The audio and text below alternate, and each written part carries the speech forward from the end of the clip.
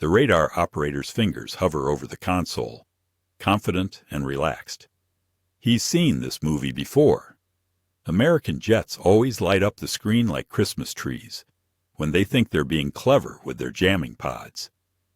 The green phosphor glow bathes his face in sickly light as he adjusts the gain on his Soviet-built acquisition radar. Outside the hardened bunker, somewhere in the Iraqi desert, January wind carries sand against concrete walls. His tea has gone cold. He doesn't care. They'll try frequency hopping, he tells the younger technician beside him. Standard NATO doctrine. We switch faster. His hand rests on the backup frequency selector with the casual certainty of a man who's tracked thousands of aircraft. The SA-6 battery commander trained in Moscow studied every Western electronic warfare trick the Israelis used in Lebanon, memorized the signature of every American jammer from Vietnam to now. The Americans have good equipment. The Soviets have better doctrine. The mission clock reads 2:38 a.m. Intelligence reports say the coalition strike package should be crossing the border now. 40 aircraft, F-15s, F-16s, maybe some of those vaunted F-111 bombers everyone fears. His radar can see them coming from 150 kilometers out. Frequency agile, digital processing, built to cut through American noise like a knife through cloth. He leans forward. The scope should be painting targets any second now. The screen flickers. Contact, the technician asks. Wait. The operator's confidence doesn't waver. Probably atmospheric interference. Desert air does strange things to radar propagation. He toggles through 3 backup frequencies. The system responds instantly. Soviet engineering at its finest, cycling through bands faster than American jammers can follow. Nothing. Not static. Not the familiar snow of electronic countermeasures. Not the degraded returns of saturation jamming. The screen shows smooth, empty darkness. The kind of darkness that means the radar is looking at absolutely nothing. The kind of darkness that shouldn't exist when 40 aircraft are supposedly 30 kilometers away and closing. Switch to optical, he orders, voice still steady. There's a procedure for this. There's always a procedure. The technician scrambles for the infrared scanner. The operator cycles through every frequency in the radar's repertoire. X-band, S-band, the emergency backup that's supposed to be unjammable. His fingers move faster now. The tea sits forgotten.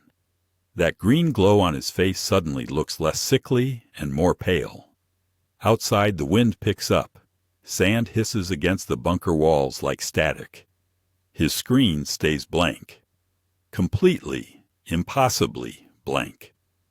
Somewhere in that electromagnetic void, invisible to every sensor, untouchable by every doctrine he's ever learned, something is flying toward Baghdad. The Americans aren't playing by the rules he studied. They're not even playing the same game. The SA-6 battery has 6 missiles ready to fire. The operator has perfect training. The Soviet system has been upgraded with the latest digital processors. None of it matters. You can't shoot what you can't see. You can't see what isn't there. And according to his radar, nothing is there. Then, at 2:41 a.m., 3 minutes after the screen went dark, he hears something that makes his blood freeze. The distant crump of bombs landing on the airfield 20 kilometers north. The airfield his radar was supposed to be protecting. The airfield that should have received warning. The airfield being destroyed by aircraft his billion-dollar Soviet radar swears don't exist. His hand finally moves away from the frequency selector. The hunter just became the prey. The radar operator stabs the emergency frequency button. His screen floods with white noise for half a second, then clears to that same impossible darkness. The SA-6 battery commander bursts through the bunker door, still fastening his combat vest, demanding answers the operator doesn't have. Outside, more explosions ripple across the desert night. The ammunition depot at Al Taqadum, going up in orange fireballs that turn darkness into flickering daylight. Where are they? The commander's Russian is sharp, clipped. He trained these Iraqis himself. Fire solution, now! Sir, the radar shows... The operator's voice catches. How do you explain this? Nothing. The radar shows nothing. The commander shoves him aside, grabs the controls. He's seen American jamming before. Served in Syria when Israeli F-4s tried their tricks. He knows the difference between jamming and equipment failure. Jamming looks like chaos. Cascading false returns, ghost images, screens full of synthetic targets. You can work through jamming. Filter it. This isn't jamming. This is absence. The radar sweeps its invisible beam across empty sky, where intelligence absolutely, definitely confirmed 40 American aircraft are flying. The electrons bounce out into darkness. Some hit the ground and scatter back. Terrain clutter, normal returns from hills and buildings. But the airspace, clean, pristine, like looking at radar data from 3 hours ago, when nothing was happening.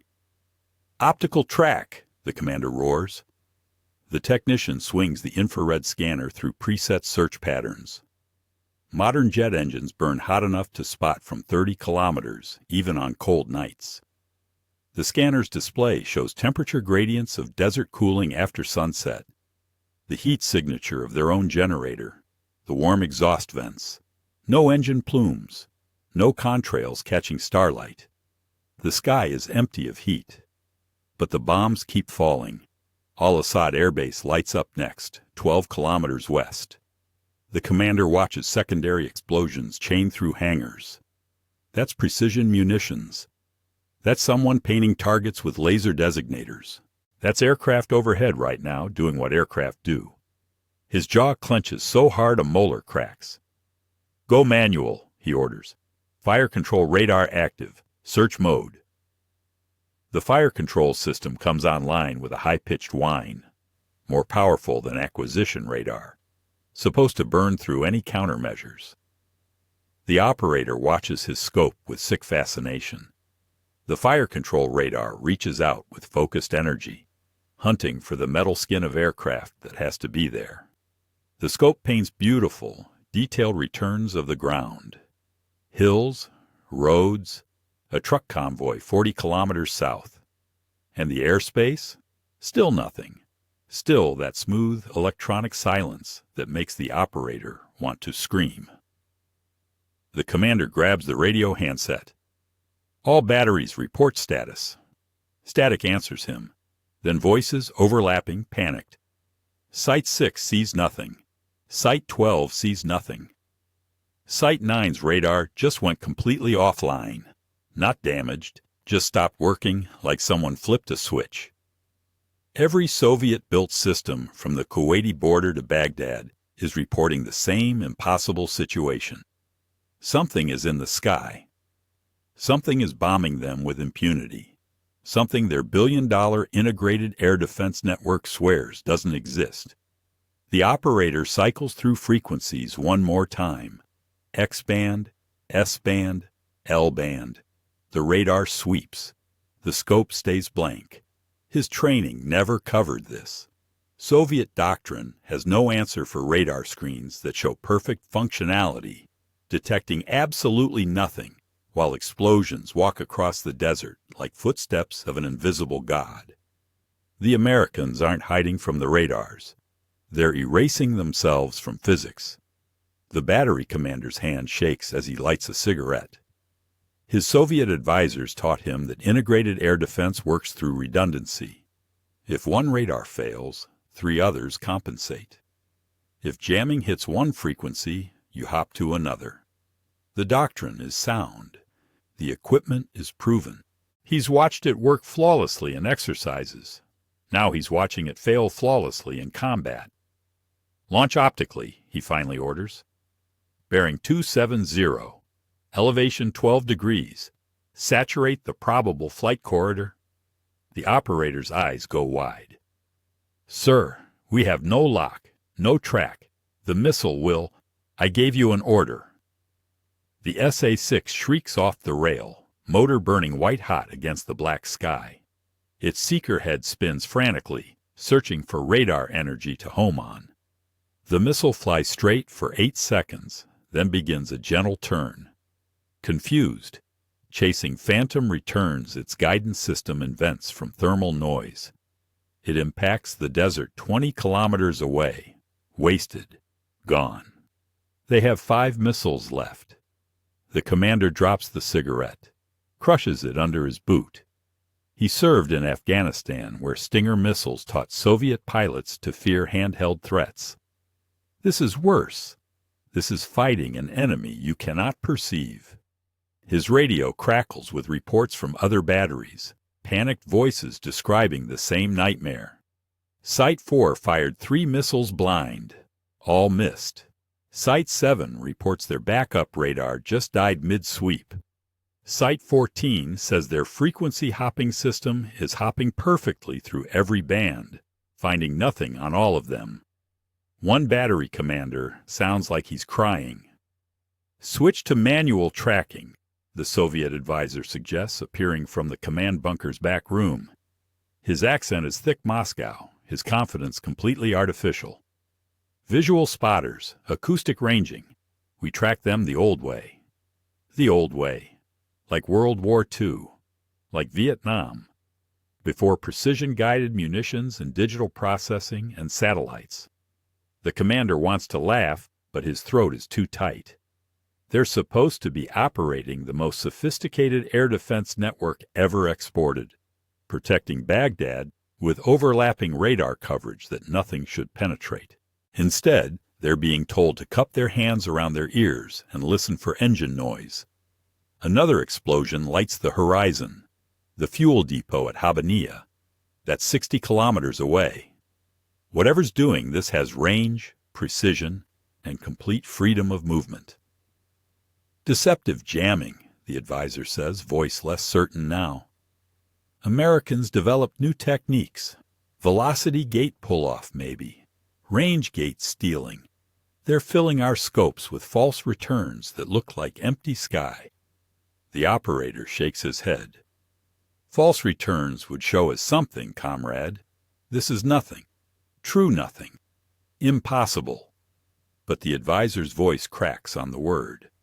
The commander grabs binoculars, steps outside the bunker. Cold wind hits his face. He scans the sky methodically, searching for navigation lights, exhaust glow, anything. Stars stare back, indifferent. The distant sound of jet engines reaches him, low, rumbling, moving fast. He swings the binoculars toward the sound. Empty sky. His eyes see nothing.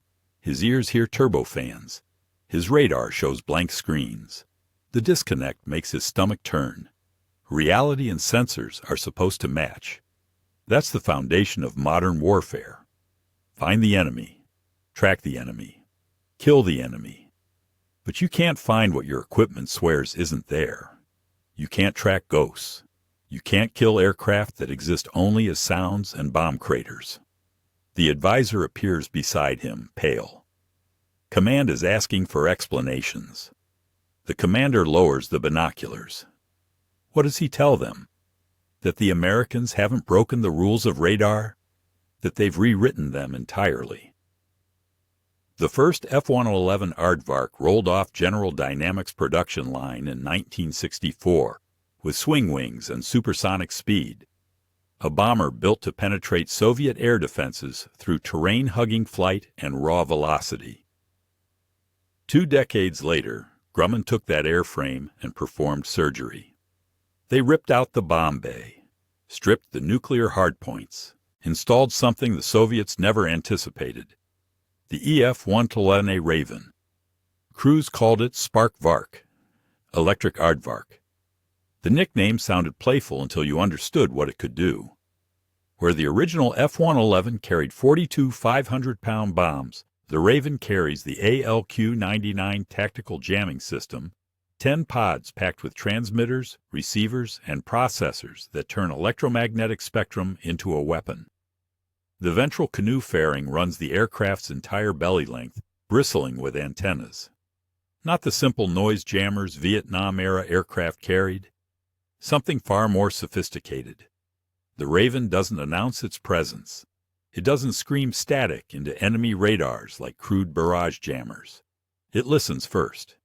Receivers analyze enemy radar signals in microseconds.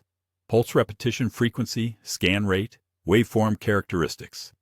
The ALQ-99's processors identify the specific Soviet system transmitting SA-2, SA-6, SA-8.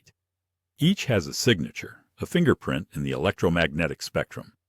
The Raven's computers store them all, updated from decades of intelligence collection against every Soviet radar exported to every client state. Identification takes 0.3 seconds. Then the magic happens. The jamming pods don't broadcast random noise. They transmit precisely calibrated waveforms at exactly the same frequency as the enemy radar. Inverse signals, mirror images, destructive interference. The same principle that makes noise-canceling headphones work. Sound wave meets opposite sound wave. They cancel to silence. Radar wave meets opposite radar wave. They cancel to nothing.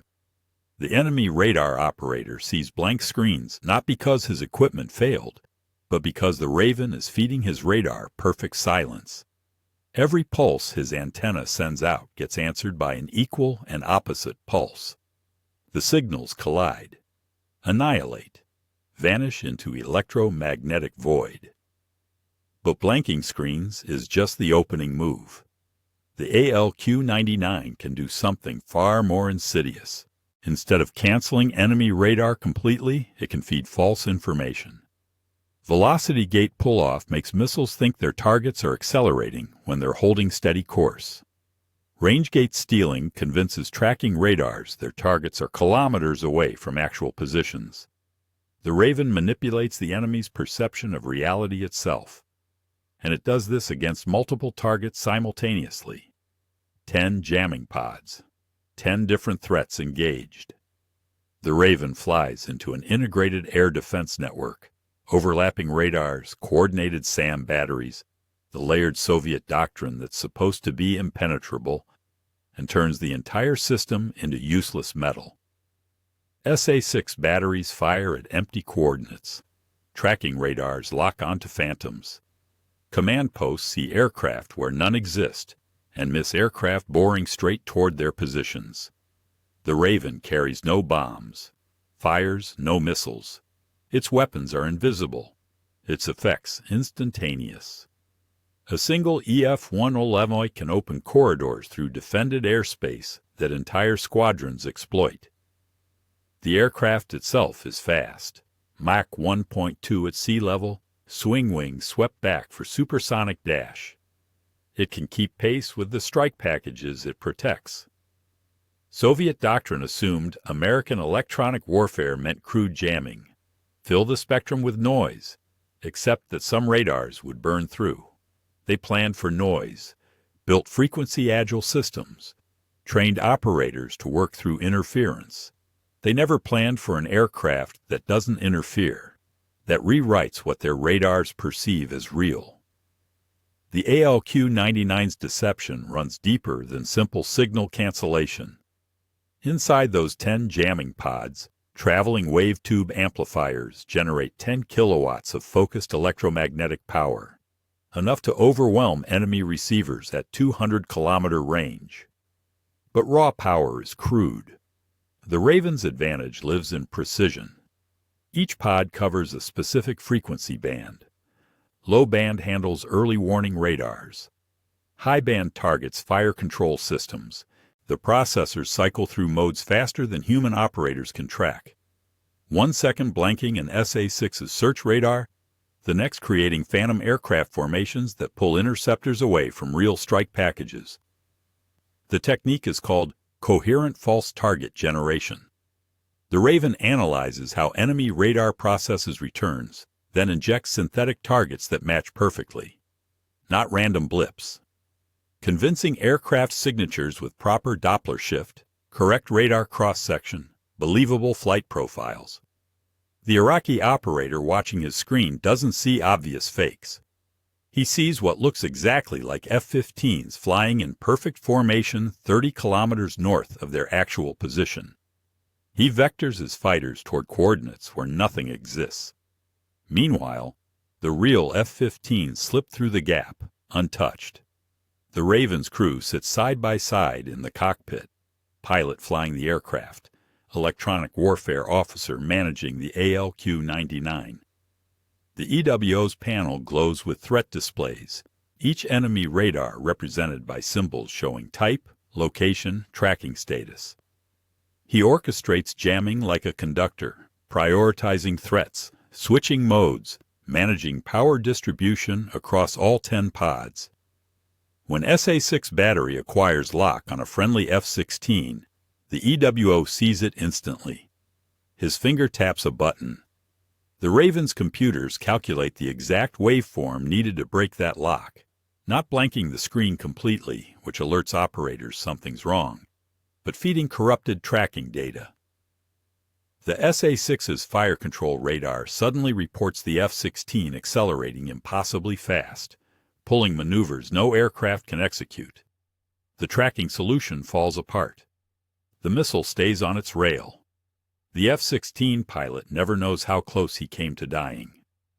This is the invisible war happening in microseconds while bombs fall and fighters dogfight. The electromagnetic dimension. Soviet doctrine treats it as supporting element, useful but secondary to missiles and guns. American doctrine makes it foundational. No strike package enters contested airspace without electronic warfare escort. Period. The Raven carries another trick the Soviets discovered too late: home-on-jam targeting. When enemy radars switch to pure jamming mode, the desperate move when nothing else works, the Raven's receivers triangulate their exact positions. Those coordinates feed directly to F-4G Wild Weasels carrying anti-radiation missiles. The Iraqi battery commander who orders maximum power jamming to try breaking through signs his own death warrant. The harm missile rides his radar emission straight down his throat. Shut down your radar, you're blind. Turn it on, you're dead. The Raven creates that impossible choice. The aircraft's range matches strategic bombers, 1,500 nautical miles combat radius with external tanks. It can loiter over battlefield for hours, maintaining electromagnetic shield while strike packages cycle through. The swing wings let it cruise efficiently at high altitude, then sweep back for supersonic dash if threatened. Twin Pratt & Whitney turbofans produce 18,500 pounds. Thrust each, enough power to outrun most interceptors at low altitude where terrain masking adds another layer of protection. Soviet intelligence knew the EF-111A existed, photographed it at air shows, studied published specifications. What they missed was the software. Thousands of lines of code constantly updated with new Soviet radar signatures, new jamming modes, new deception techniques. The Raven doesn't just blind defenses. It rewrites what they see. The Iraqi battery commander stands outside his bunker, watching F-15Es bomb the highway junction 12 kilometers east. His radar screen inside still shows nothing. He can hear them, see the bomb flashes, track the smoke trails visually. But electromagnetically, they don't exist. The cognitive dissonance makes him nauseous. What he doesn't know, what Soviet doctrine never prepared him for, is that somewhere in the formation above, a single EF-111A is conducting an orchestra of lies. The Raven isn't jamming his radar in the traditional sense. It's having a conversation with it. His SA-6 system sends out radar pulses asking, "What's out there?" The ALQ-99 answers with mathematically perfect deception. Nothing. Empty sky. Look somewhere else. But other radars nearby receive different answers. The early warning radar 40 kilometers north, the Raven feeds it phantom bomber formations approaching from the west, massive, slow-moving targets that look exactly like B-52s. Terrifying. Priority threats. That radar's operators scramble interceptors toward empty desert while the real strike packages approach from the south. Invisible. The SA-8 battery protecting the presidential palace? It sees what appears to be a jamming aircraft, obvious, loud, broadcasting from coordinates 70 kilometers away. The battery commander orders missiles launched. They fly toward those coordinates, seeking the jamming source that doesn't exist. The Raven generated a phantom jammer to attract the missiles meant for real aircraft. Soviet doctrine assumed coordinated air defense meant sharing data between radars. 3 systems track the same target, they compare notes, they achieve certainty. The Raven turns that strength into weakness. It feeds each radar a different lie. When they compare notes, the data doesn't match. Contradictions cascade. Operators assume equipment failures. They switch to backup systems, which the Raven is already analyzing, already preparing to deceive. The ALQ-99 creates something intelligence analysts will later call cognitive warfare. Not destroying the enemy's sensors, destroying their certainty, making them doubt what their equipment tells them, paralyzing decision-making through contradiction. One Raven protects an entire strike package. 40 aircraft flying in coordinated formations, F-15Es carrying 2,000-pound bombs, F-16s with precision-guided munitions, F-4G Wild Weasels hunting radar sites, A-10s waiting to shred any Iraqi fighters that manage to take off. Every aircraft benefits from the electromagnetic umbrella the spark Vark generates, even the F-117 stealth fighters. The Nighthawks get the headlines: invisible aircraft, revolutionary technology, billions in development costs. What the public doesn't understand is that complete invisibility is theory. In practice, stealth aircraft have radar cross-sections comparable to small birds. Small, yes, but detectable under perfect conditions with modern Soviet radars running peak performance. The EF-111A provides insurance. It ensures those perfect conditions never happen. The Raven degrades enemy radar effectiveness just enough that the F-117's small signature becomes truly invisible. Stealth plus jamming equals absolute dominance. Coalition planners know this. No F-117 enters hostile airspace without Raven support on the same mission timeline. The aircraft nobody sees protects the aircraft nobody's supposed to see. Redundant safety measures. Overlapping advantages. The American way of war, stacking technologies until failure becomes statistically impossible. The Iraqi commander watches another wave of bombs fall. His radio crackles with confused reports. Site 9 sees formations where Site 12 sees nothing. Site 4 tracks targets flying impossible speeds. Site 18 just launched missiles at coordinates 3 different radars reported. The missiles found empty sky. His training crumbles. His doctrine fails. His equipment works perfectly while telling him lies. He doesn't know the Raven exists. Doesn't know one aircraft is orchestrating his entire nightmare. He just knows the Americans control something his Soviet advisors never warned about. They control what he perceives as real. The Gulf War lasts 43 days. In that time, EF-111A Ravens fly 920 combat sorties. Not a single coalition aircraft under Raven protection is lost to radar-guided surface-to-air missiles. Not one. The number seems impossible until you understand what it represents. Complete electromagnetic dominance over an integrated air defense network that cost Iraq billions of dollars. Soviet advisors watch their doctrine disintegrate in real time. The layered defense concept, overlapping radar coverage, coordinated SAM batteries, centralized command and control, proves worthless against an adversary that doesn't penetrate defenses, but makes defenses shoot at ghosts. After the war, Moscow's military analysts compile classified reports with titles like Lessons of Electronic Combat in the Persian Gulf that read like confessions of technological obsolescence. The numbers tell the story. Iraq deployed over 3,700 Soviet-built SAM launchers, SA-2, SA-3, SA-6, SA-8, the entire export catalog. They fired 1-200 missiles during the war. Kill ratio? Negligible. The coalition lost aircraft to lucky shots, to mechanical failures, to accidents. But systematic defeat by integrated air defense never happened. The Raven turned billions of dollars of Soviet equipment into expensive scrap metal that occasionally fired blind shots into empty sky. Baghdad falls without its defenders ever solving the riddle.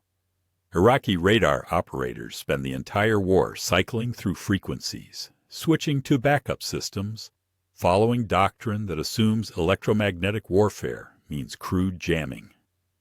They never grasp that the Americans evolved beyond jamming into manipulation, creating false realities their sensors believe completely. The psychological impact runs deeper than destroyed equipment. Soviet military observers realize the technology gap isn't measured in years, but in paradigms.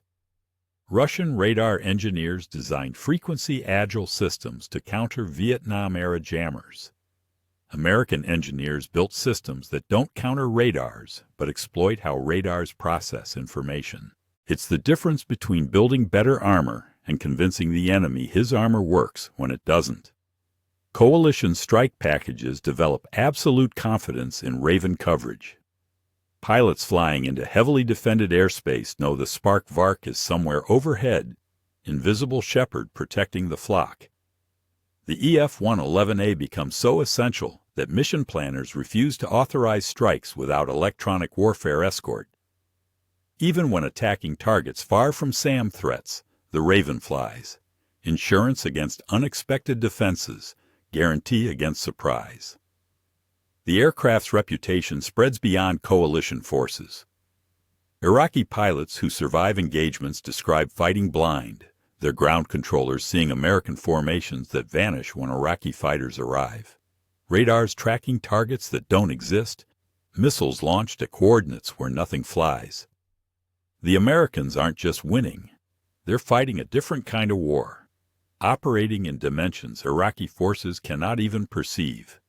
Soviet designers scramble to develop countermeasures, new radar modes, frequency bands the ALQ-99 supposedly can't jam, advanced signal processing to detect deception.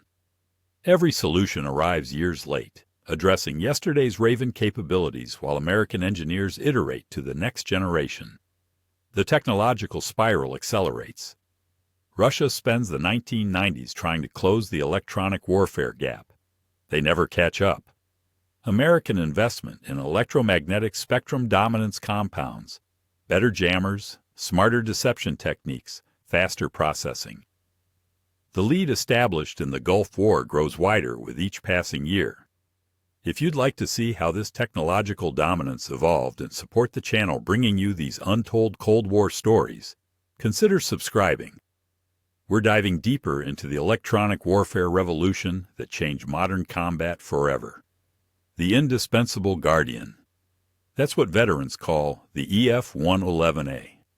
Not the most famous aircraft, not the one on recruitment posters, but the one that made everything else possible.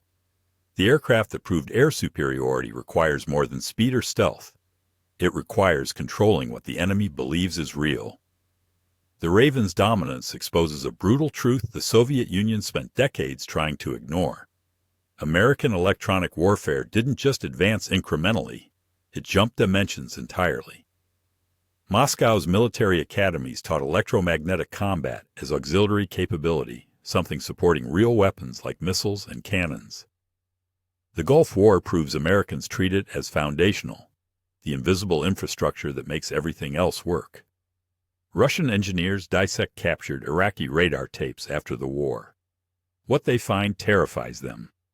The ALQ-99 wasn't operating at theoretical limits. It was running at partial capacity, managing threats casually, never stressed. American crews treating sophisticated Soviet systems like training dummies. One declassified debriefing records a Raven EWO joking about playing whack-a-mole with SA-6 batteries, shutting them down one after another like carnival games. The technology gap manifests in manufacturing precision Soviet industry cannot replicate. The Raven's traveling wave tubes require tolerances measured in microns. The signal processors need components etched at scales Russian fabrication facilities can't achieve in the 1990s. Even if Moscow steals complete ALQ-99 schematics, which intelligence services attempt desperately, their aerospace sector lacks the industrial capacity to build equivalent systems. American dominance cascades into next-generation platforms. The EA-6B Prowler inherits Raven lessons, refining jamming techniques.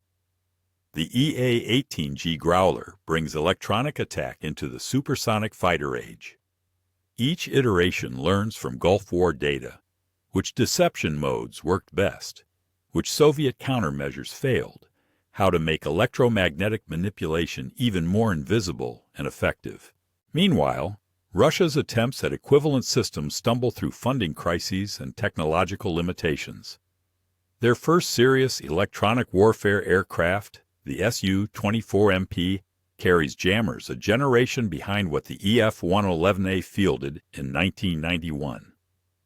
By the time Russian platforms approach Raven capabilities in the 2010s, American systems have evolved into networked warfare, multiple aircraft coordinating jamming, sharing threat data in real time, creating electromagnetic battle plans adjusted dynamically in microseconds.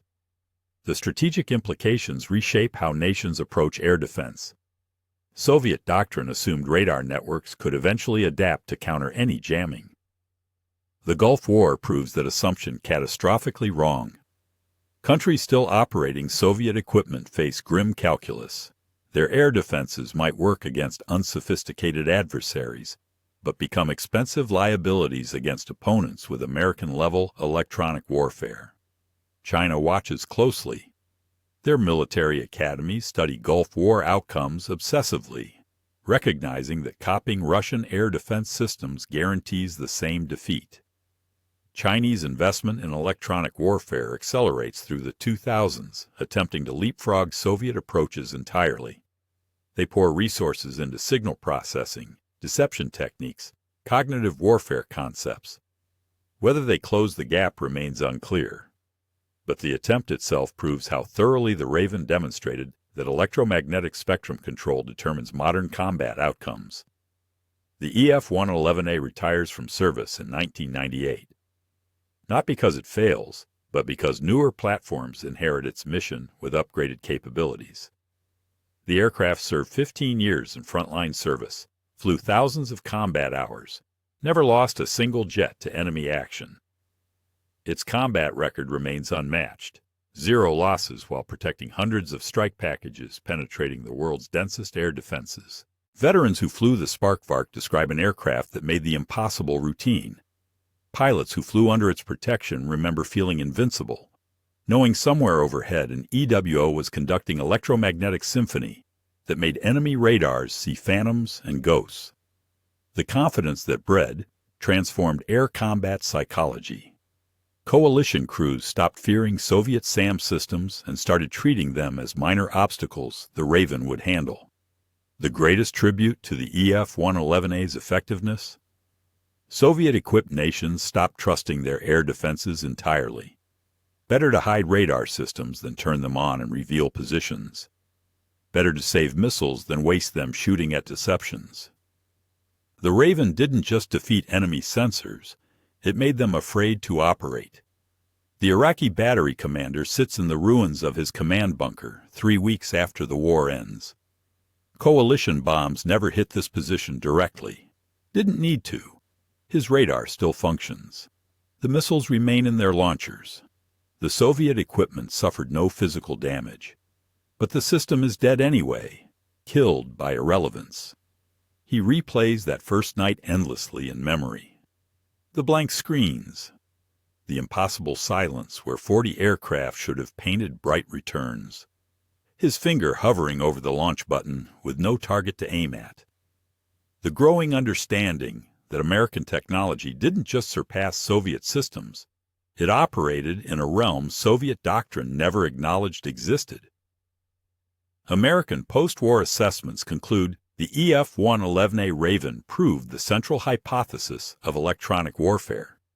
The electromagnetic spectrum is terrain that can be conquered, controlled, weaponized. Whoever dominates that invisible battlefield controls what enemies perceive, what they believe, what decisions they make. The Spark Vark demonstrated that air superiority in modern combat requires more than faster jets or better missiles. It requires making the enemy blind while they're staring directly at you. Moscow's classified analyses reached darker conclusions. The Soviet Union spent 40 years building integrated air defense networks as the ultimate counter to American air power. Layered radars, coordinated batteries, centralized command, billions of rubles invested in the theory that sufficient redundancy defeats any jamming. The Gulf War invalidates that investment in 43 days. The Americans didn't beat Soviet air defenses. They made Soviet air defenses beat themselves by feeding them lies their own doctrine forced them to believe. The technology persists long after the EF-111A's retirement. Its successor platforms carry refined versions of the same principles. Listen first, identify precisely. Respond with surgical electromagnetic deception. The ALQ-99's intellectual descendants fly on EA-18G growlers today, still creating false realities enemy sensors swallow completely. The 40-year American lead in electronic warfare shows no signs of closing. Soviet-era nations face a choice that isn't really a choice at all. Modernize air defenses at costs that bankrupt smaller countries, knowing American electronic warfare evolves faster than budgets can match. Or accept that airspace control against sophisticated adversaries is impossible. Plan accordingly, dig deeper, hide better, accept the skies belong to whoever brings the better electromagnetic sword. The Raven's ultimate victory isn't measured in sorties flown or missiles defeated. It's measured in the doctrine changes it forced on every potential adversary. No modern air defense system deploys without considering electronic warfare first. Not as supporting capability, but as the primary threat. The question changed from, can we shoot down aircraft, to can we even see aircraft when the Americans don't want us to? That Iraqi commander finally stands, brushes dust from his uniform, walks away from equipment that works perfectly but accomplishes nothing.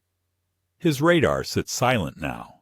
Not because coalition bombs destroyed it, but because turning it on broadcasts his position to anti-radiation missiles. The hunter became the hunted. The watcher became the watched. His Soviet training never prepared him for warfare, where the enemy's greatest weapon is controlling your perception of reality itself. Somewhere over the desert that night in 1991, an EF-111A Raven banked away from Baghdad. Mission complete. Strike package protected. Bombs on target. The crew never fired a shot, never dropped ordnance, never engaged in traditional combat.